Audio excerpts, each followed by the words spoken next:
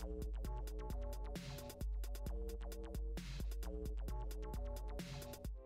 on guys, let's get creative! I gotta have more cowbell. Let's get creative! Hello! This is NES83 again for another episode of Let's Be Creative! Let's get creative! In this one we are gonna talk about how to make Let's Plays. Now you may say, "Hey Andy, I've seen your Let's Plays and they suck! Not only do they suck, but no one watches them either! Who the f are you to teach us how to make Let's Plays?" And that's a good question, Negative Nancy. But there is a good reason for that. As the old saying goes, those who can do, those who can't teach. And also it goes further by saying, those who can't teach, critique. Now who do you want to be, Negative Nancy? I plan on doing this in 4 parts. The introduction, what you're watching right now. Then we are going to talk about Let's Play theory. What it is and what it isn't. The different kinds of Let's Plays, etc.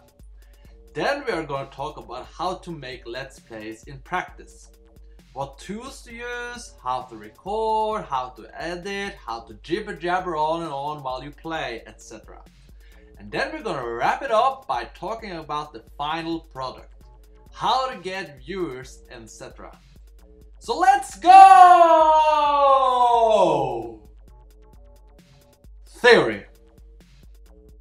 Now, why do we need theory? Well, you probably don't need theory, but everyone else does, and the reason is, it's nice to know what you're doing and why.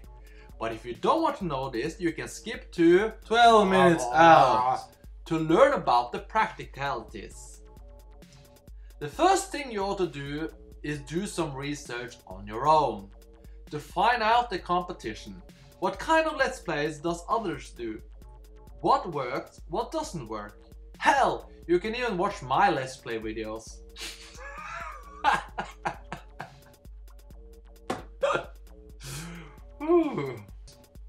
So what is a Let's Play? I don't know. It's been on the interweb for a long time, at least 5 years, and the trend seems to be that some teens or young adults wants attention and takes game footage and upload it to the interweb in hopes of reaching other people. Here are my thoughts on why they are made and why people are watching them. When I was young, back in the 1990s, me and my friends had Nintendo. Back then we weren't all spoiled brats, like nowadays, where everyone gets everything they want. The point is, although many of us had consoles and games, we didn't have all kinds of games on it, and what we usually did was either borrow the games from each other or come over to each other's houses to play the games. There was back then, as now, games who had 2-player or multiplayer modes, and games that were just single player. What usually happened when we played single player games was that one of us played while the other watched. It is that scenario I think is the basis of the internet phenomenon known as Let's Play. It's like a virtual invitation to your host to watch you play a game while they watch. Anyway, as far as I can see, there are 3 kinds of Let's Plays. Informative Let's Play videos, nonsense Let's Play videos, tutorials and how-to videos. Now, informative Let's Play videos is not to be confused with talking videos with game footage. Some critics on the interweb uses gameplay footage while talking about game-related issues. This is not a Let's Play though. Let's Plays are usually a direct comment while playing, or at least talking over gameplay footage where the game is in focus most of the time. You can, and perhaps it is easier that way, make an informative Let's Play after you have recorded the gameplay footage. But then it is important to keep the footage cohesive. What I mean by that is that you make sure the gameplay has a beginning, middle and end. Informative Let's Plays focus on being slightly educational and are made for people who like to learn more about a certain game, franchise or game trend. The game is usually the topic, but the topic may be more broad than the game itself. Like playing Duke Nukem Forever while talking about gender issues in games, for instance. Oh! I made a video like that! Let me put it on the screen! There we go! To make informative Let's Play videos is perhaps the most difficult Let's Plays to make. It demands knowledge either while playing or afterwards, and let's be honest, few of us really know much about anything. Usually the solution to this is to do research before playing, lots and lots of it. The information can be based on technical issues, franchise and story-based issues, and or political, philosophical issues in or around games. But the point is, you have to know what you are talking about, not just rant on about whatever you feel. If you do that, it will fall into the next category.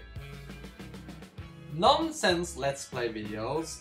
This is the most common Let's Play that I can see, and sadly one of the most popular. This is the PewDiePie type Let's Plays, where the point is to make fun of the game, the player, the audience, and talk general nonsense and waste time. Keywords here are screaming and loud noises,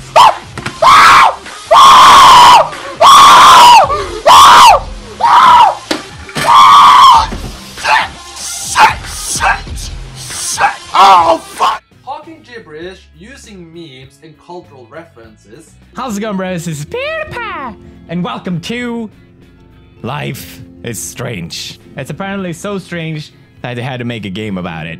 Drug jokes and casual swearing. They are reaction videos to games. Your reaction to whatever happens on screen is what is supposed to be funny.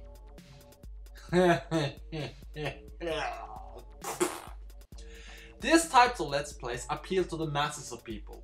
It's dumb because most people are dumb and they don't like to feel dumb, so they watch things that are even dumber. If you want to be a success, this type of Let's Plays are usually the safest bet. There are more to it than nonsense and BS though. And we'll get back to that later when we talk about how layouts of Let's Plays are. Tutorials and how-to videos. These types of Let's Plays are like video walkthroughs of games. Sometimes they play through the entire game, or they just focus on a specific difficult part of the game. Sometimes they talk during the video, sometimes they just show how to do it. They usually are the shortest of the Let's Plays. They do demand that you have skills in the game though and understand what they need help with. You can't mess around too much looking at the textures and talking nonsense about your last high, tattoo or piercing. Short and to the point, that is the keyword here. The layout of Let's Plays. So I want to talk about the 3 layouts of Let's Plays that seem to be the most common and what to consider when choosing your layout. There are 3 main types of layouts for the Let's Play that I can see. There are full game footage in focus but player on screen, and player in focus, game on screen, the PewDiePie model. Full game footage. This is the one I use mostly for my Let's Plays. I record the video of my gameplay and then upload that to YouTube. I use low thirds and images over it, but that is optional. The point is that it is the game and what is happening there that is what the audience should look at. This is a choice for shy people and ugly people. Let's pretend I am in the first category.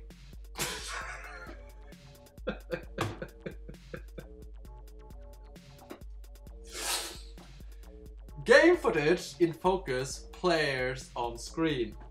From my perspective, this is the most common one, where somewhere on screen you watch the player while they are playing the game. Sometimes it's a square box, sometimes it's a green screen background removal. It looks more snappy that way. This type of Let's Plays I would recommend to pretty and handsome people, although I see plenty of people who probably shouldn't use this layout do it as well. But the question you should ask is, are you pretty, handsome or interesting enough to draw audiences to your videos by your face?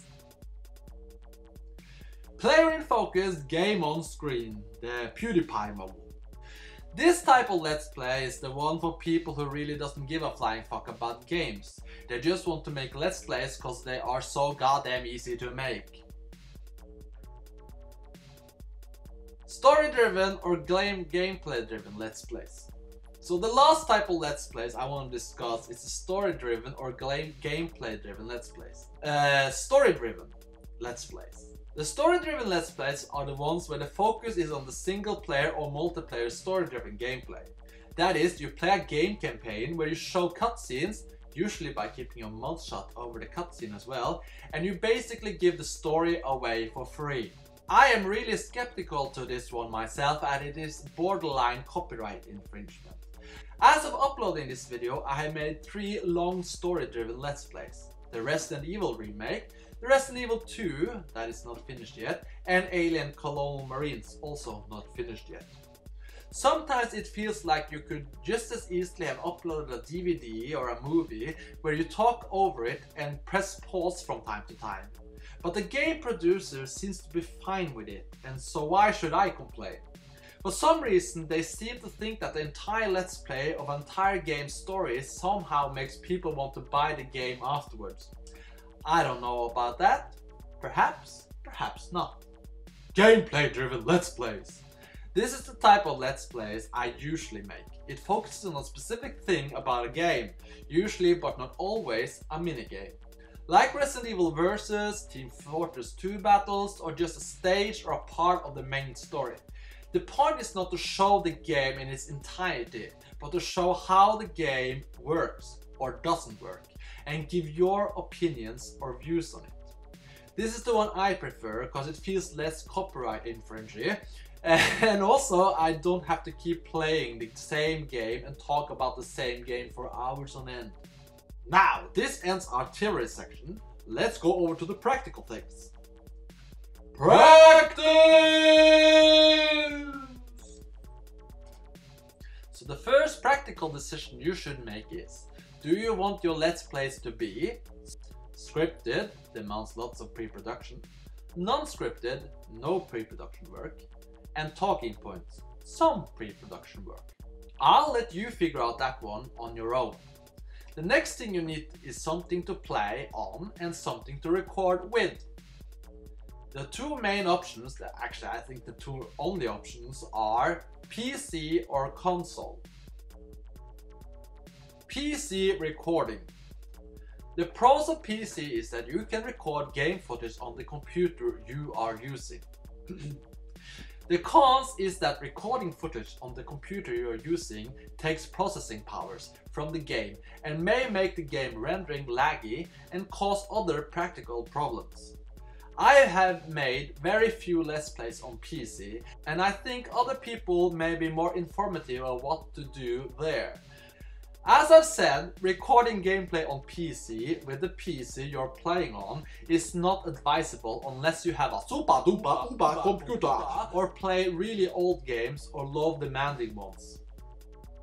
I would suggest you buy 2 computers, one to play on and one to record on. But how you do that, you may want to find some others to explain. I will just focus on how to record gameplay on your computer while playing.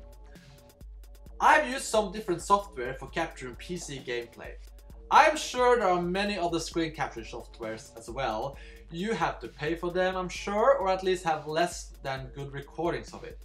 And since I'm cheap as hell, I'm just gonna show you the free ones that worked for me. On the Mac, you can use the recording tool QuickTime Professional. But it has to be professional! They offer the option of recording audio, web camera, or screen capture. You would need an external recorder for your voice though, and it does not record in-game sound. There are ways of going around that though by plugging the AUX or auxiliary with the mic. But be warned! You can bleep up your Mac sound as it did with me. On the PC, I used some other capture devices. One was Easy Video. It was the first one I used and it kind of sucked. It was free of course, but it kept the logo and recording tool in the picture. You can see it here on the screen somewhere, I guess. It was a gameplay footage of StarCraft 2. The one I'm currently using is a free software called Microsoft Expression Encoder 4. It records your screen with internal sound and encodes it into video media files afterwards. Those files can then be imported into Windows Movie Maker, another free software, to be encoded into AVI if you are not planning on editing on the PC. As always, you should use external voice recorder like a mobile phone or whatever. This is my experience with recording PC game footage. Again, it is not that in-depth, as I hate PC gaming! If you know better software, free or expensive, we can all pirate afterwards, you know. Feel free to share it in the comment section below. On console. It is on console I have the most experience. The very first ones I made was with a camcorder directed at a TV. It works okay as a start. I use a Canon 7D, but you can just as easily use worse cameras, like a mobile one, as long as you take some time adjusting the camera so it's not crooked and out of focus. I then went on to buy a capture card. I always feel it's strange to call this a capture card. To me, a capture card or any PC card is something you plug inside of a computer, but that's just me being a retro nerd. The one I bought is called HD PVR2 Gaming Edition. Happenog, or Happenog, one moment. Happaug, okay. The one I bought is called Happaug, HD PVR2 Gaming Edition. It works perfectly with the 360 and Xbone, and I would guess any other things that has an HDMI output. But don't quote me on that. The software makes video files in TS formats originally, but updates to the software has made it output to MP4 and another one as well. It also has a secondary software that allows recordings to Mac. I haven't tried that one yet, but I may be in the future if I'm gonna make more PC game Let's Plays. There are many types of capture cards, but this one is mine. You may want another one either because it's easier to get, cheaper to buy, or more expensive. What do I know? The point is, you need one. I also use a SCART to HDMI converter when I make Let's Plays of older console games, like the Wii. What you need to decide on your own is, how much money do you want to spend? What video quality do you want? This goes in correlation to the money you use. And 3, how much of a challenge do you want? Some capture devices are easy to use, others aren't. The same goes for software. Take your time deciding, and if you want to make Let's Plays while you think, most mobile phones can make decent recordings now. What you need to be slightly concerned about, beyond the quality of the recordings, is whether or not the recording is adaptable to your editing software. What I mean is, what you need to be concerned about, beyond the quality of the recording, is whether or not the recording files, the output, is adaptable to your editing software. Audio recording. So if I have an Achilles heel, except for my flamboyant megalomania, it would be audio. From the very first project I've been on to now, audio is a strange world of problems I hate a lot. I therefore try to ignore it as much as I can. But still, I can teach you some things. Audio is best clean. That's true, right? Don't make a Let's Play near fridge if you can avoid it. Okay? Don't you do it at next to a highway, right? It's best that it's quiet around you when you record. Try to avoid too much background echo. I'm pretty sure this one, for instance, will have a certain echo in it, because I'm recording this rather easily. I just open up a software and record. I don't care about this types of things that can get annoying, so I'm just gonna record. But you should try to do it in an area where it doesn't have a lot of echo. So it doesn't sound like you're sitting on the toilet. Anyway, the better the recording equipment, the better the sound. I don't use expensive recording equipment. I'm too cheap for that. But I'm sure if you bought an expensive mic, you upholstered your walls and made sure it was quiet, then I'm sure it would be better sounding than my Let's Plays. So expensive equipment makes better sounds. But the most important tip I can give you is, as long as you can hear the game sound and your voice, all else is for feinschmeckers. Yes. Editing software! As with capture cards, there are plenty of editing softwares varying in price from free to cheap to bat crazy expensive! The ones I tried is Windows Movie Maker, free. iMovie, free. Premiere Pro, bat expensive. Final Cut Pro, bat crazy expensive. So let me give you a short rundown of these ones and tell you the main differences. There are all non-linear video editing softwares. You can look it up on Google if you don't know what that is. I don't think we shall complicate it with other options. I may or may not make other Let's Be Creative videos. Let's get creative! From the different softwares at a later date. So this is not a tutorial, just a rundown. Windows Movie Maker. It's free and it's for PC. So you can't complain, but there are good sides and bad sides to this one. The good sides are that it's free and it's easy to use, and it gives you the most important options. The most important options are able to cut, able to add text, able to adjust sound. But as with most free and cheap editing software, it does not give you options to edit multiple audio or multiple video tracks. I get back to that when we get to the bad, crazy, expensive ones. iMovie. It's the Mac version of Windows Movie Maker and it's free! Kind of. It comes with most Macs if you buy it, but it does cost money if you don't already have it pre-installed on your Mac. It gives you many more options than Windows Movie Maker, but that isn't necessarily a good thing. The options of adding different video effects may look good at first, but often they will also look very generic and mass-produced.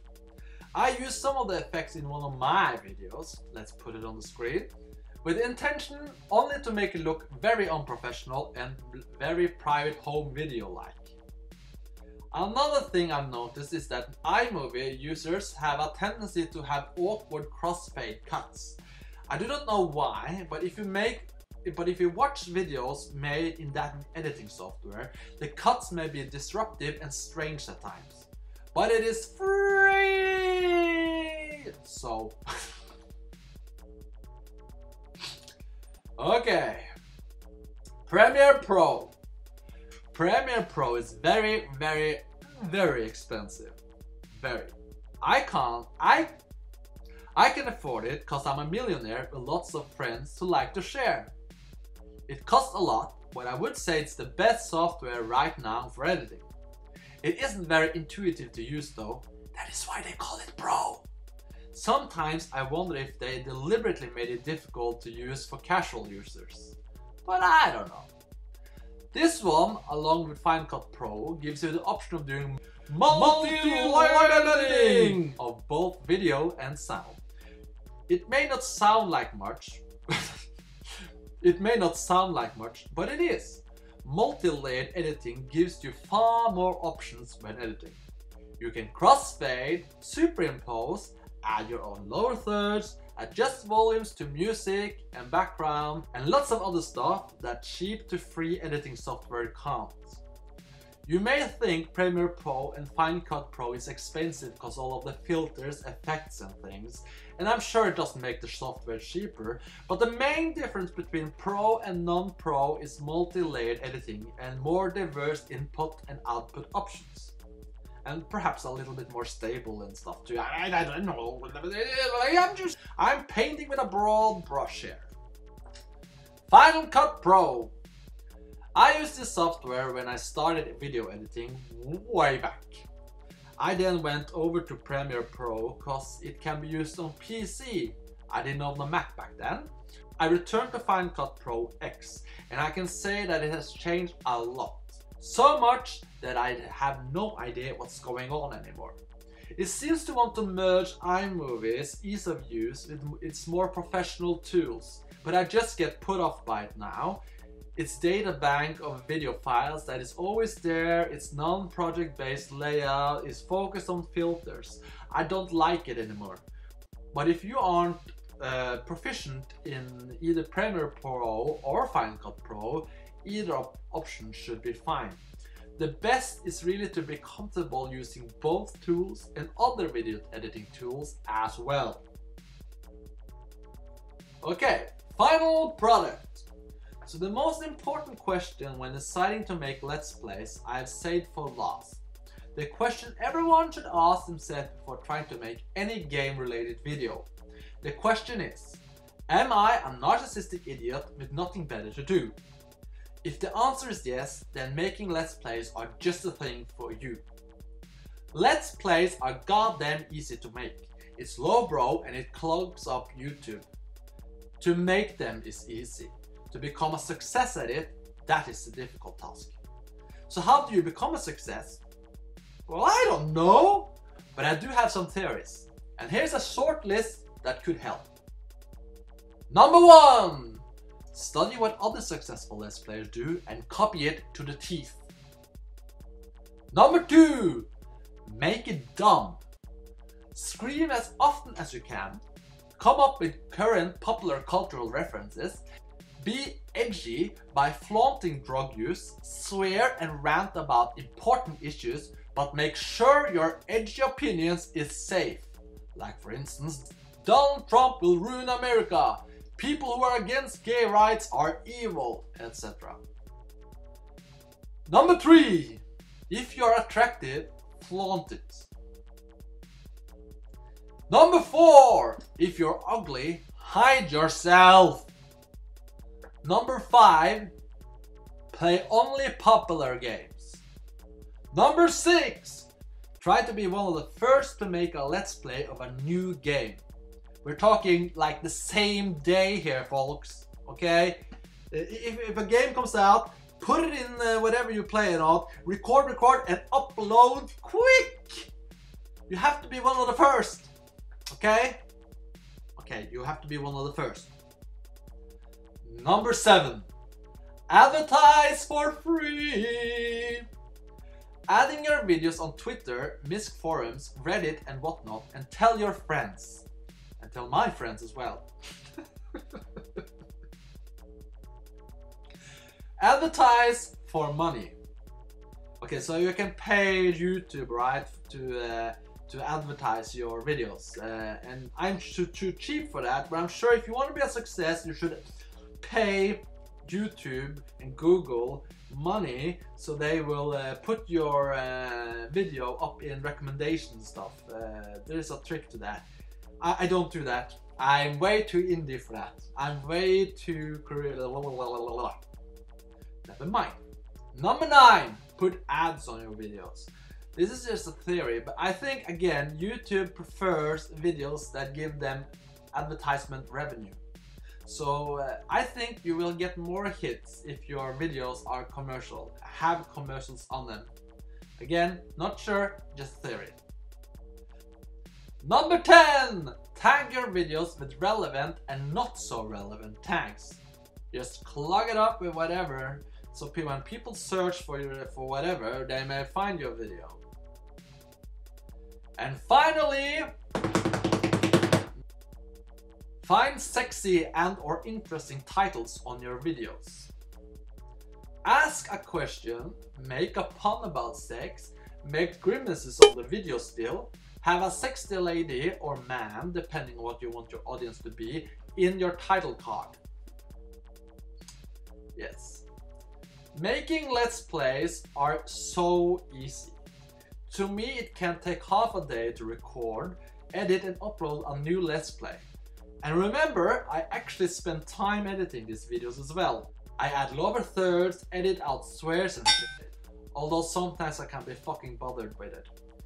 If you do not want to edit, you can just upload footage raw and it will be even easier and shorter. Well, I think that sums it up. Hope you have learned something. If so, rate, subscribe and comment! It's so lonely here on YouTube. I need a hug.